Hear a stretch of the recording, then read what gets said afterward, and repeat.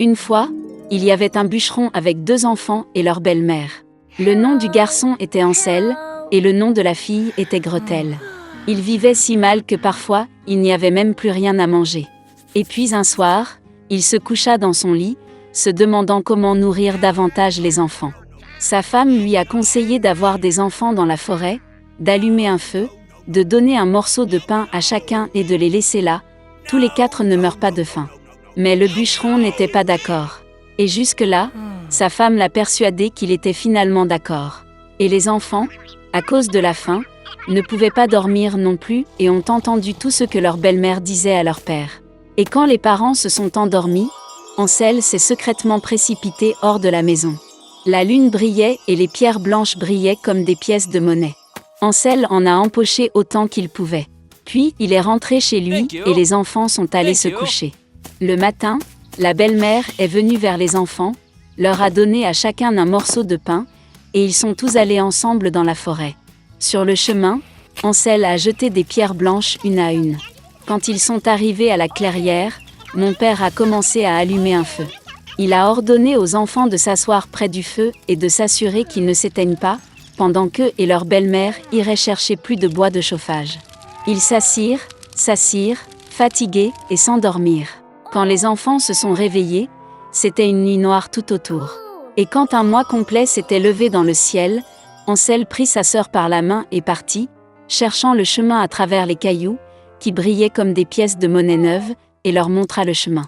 Ils ont marché toute la nuit. À l'aube, ils sont venus chez leur père. Un certain temps passa. Et les enfants ont de nouveau entendu comment la belle-mère a commencé une nuit à supplier leur père de se débarrasser des enfants. Il a refusé, mais sa femme ne voulait pas l'écouter, elle l'a maudit et lui a exprimé toutes sortes de reproches. Lorsque les parents se sont endormis, Ansel, comme la dernière fois, a voulu ramasser des pierres, mais sa belle-mère a verrouillé la porte et le garçon n'a pas pu quitter la maison. Tôt le matin, les enfants ont reçu un morceau de pain chacun, encore moins que la fois précédente. Sur le chemin de la forêt, Ansel déchiqueta son morceau dans sa poche et jeta les miettes par terre. La belle-mère les a emmenés encore plus loin dans la forêt. Encore une fois, un grand feu a été allumé, et le père a ordonné aux enfants de regarder le feu pendant qu'eux et leur belle-mère coupaient encore du bois. À l'heure du déjeuner, Gretel partagea son morceau de pain avec Ansel. Et ils se sont endormis. Nous nous sommes réveillés lorsque la nuit noire est tombée. Et puis un mois est arrivé, et ils se sont réunis sur leur chemin, mais ils n'ont pas pu trouver une seule miette, parce que des milliers d'oiseaux flottants dans la forêt avaient depuis longtemps mangé ces miettes. Les enfants ont donc marché très longtemps, mais ils ne pouvaient pas sortir de la forêt. Soudain, la route les a conduits à la cabane. En s'approchant, les enfants ont vu que la maison était entièrement faite de pain et de biscuits, et que les fenêtres étaient en sucre pur.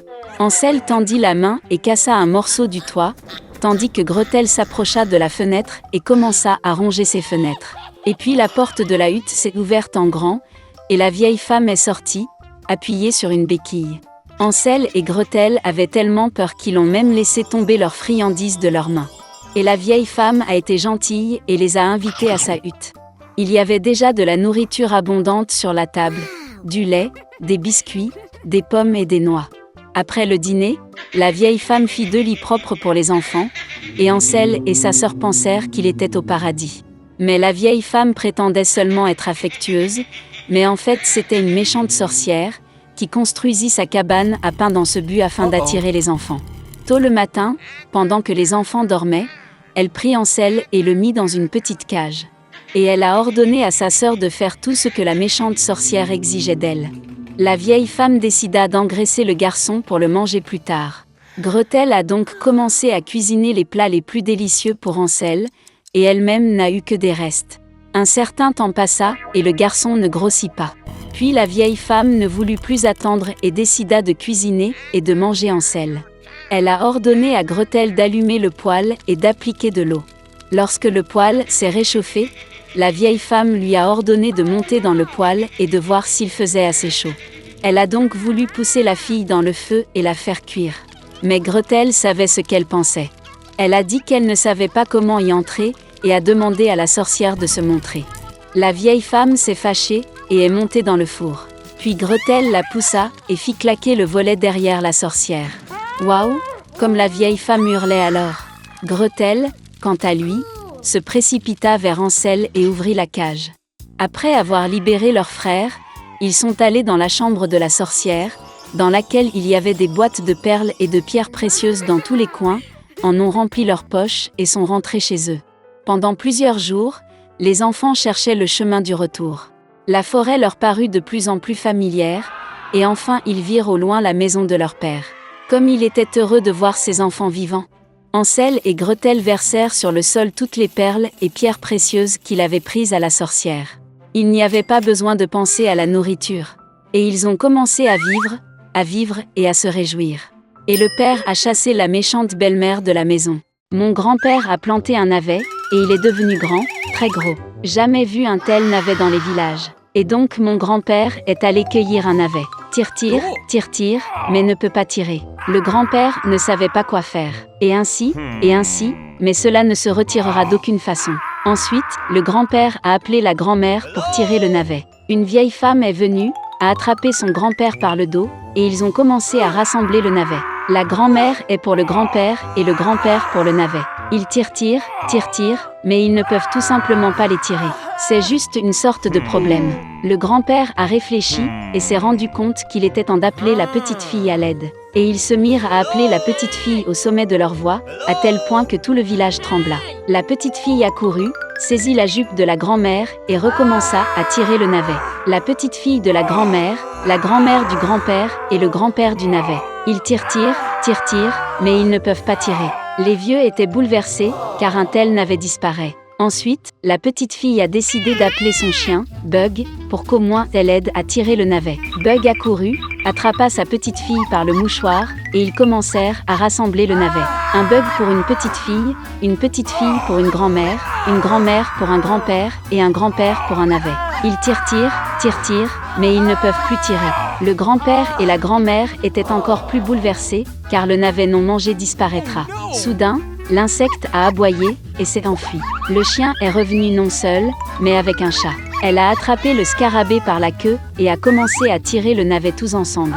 Un chat pour un insecte pour une petite fille pour une grand-mère pour un grand-père et un grand-père pour un navet. Pulpule, mais pas extensible. Les personnes âgées étaient bouleversées avec leur petite fille. Ils ne verront pas de navet. Soudain, le chat a couru dans la grange. Elle était partie depuis longtemps, et elle est revenue non seule, mais avec une souris. Le grand-père et la femme, ainsi que la petite fille et le scarabée, ont commencé à demander de l'aide à la souris. Elle remua la queue, grinça 2 fois, puis attrapa la fourrure du chat avec ses petites pattes. Et encore une fois, ils ont assemblé le navet. Une souris pour un chat pour un insecte pour une petite fille pour une grand-mère pour un grand-père et un grand-père pour un navet. Tirer et tirer le navet. Et c'est ainsi que le grand-père a décidé de partager le navet. Il en prit la moitié pour lui, en donna un tiers à sa grand-mère, un peu moins à sa petite fille, un morceau de scarabée, un demi-morceau pour un chat et une toute petite miette pour une souris. Les animaux ont été offensés par leur grand-père, car ils ont aidé de la même manière, mais il a divisé le navet de manière malhonnête. Un an s'est écoulé. Grand-père a planté à nouveau le navet, et il est devenu plus gros qu'avant. Pendant longtemps, un tel navet n'a pas été vu dans les villages. Et donc mon grand-père est allé cueillir un navet. Tire, et ceci, et cela, mais ne tirera pas. Le grand-père ne savait pas quoi faire. Et j'ai décidé d'appeler à nouveau ma grand-mère pour obtenir de l'aide. Ils ont commencé à rassembler le navet. La grand-mère est pour le grand-père et le grand-père pour le navet. Ils tirent, mais ils ne peuvent tout simplement pas les tirer. Puis la grand-mère a appelé sa petite fille. La petite fille a couru, et ils rassemblèrent le navet. La petite fille de la grand-mère du grand-père et le grand-père du navet. Pulpule, mais pas extensible. Le grand-père était bouleversé et est allé demander de l'aide aux animaux. Il a appelé Bug, mais elle a seulement détourné le visage, a remué la queue et s'est enfuie. Grand-père a trouvé un chat et elle est montée sur le toit de la grange. Puis le vieil homme est allé à la souris. Mais elle ne l'écouta pas non plus. Puis le grand-père s'est rendu compte que les animaux avaient été offensés par lui pour ne pas avoir honnêtement partagé le navet. Après tout, sans souris, chat ou insecte, le grand-père ne peut pas voir un navet. Le vieil homme réfléchit, rassembla ses pensées, et retourna vers les animaux. Il s'est excusé auprès de l'insecte, a demandé pardon au chat, et a promis le meilleur morceau de navet pour la souris.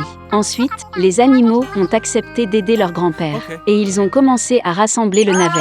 Une souris pour un chat pour un insecte pour une petite fille pour une grand-mère pour un grand-père, et un grand-père pour un navet. Tirer et tirer le navet. Baba a fait cuire un navet. Depuis longtemps, ces délicieux navets n'ont pas été vus dans les villages. Et le grand-père a divisé le navet également, un morceau pour lui-même, sa grand-mère et sa petite-fille. Nous avons chacun un morceau d'un insecte avec un chat, et même une souris. Tout le monde était heureux. Ainsi, ils ont vécu dans la paix et l'harmonie heureusement pour toujours.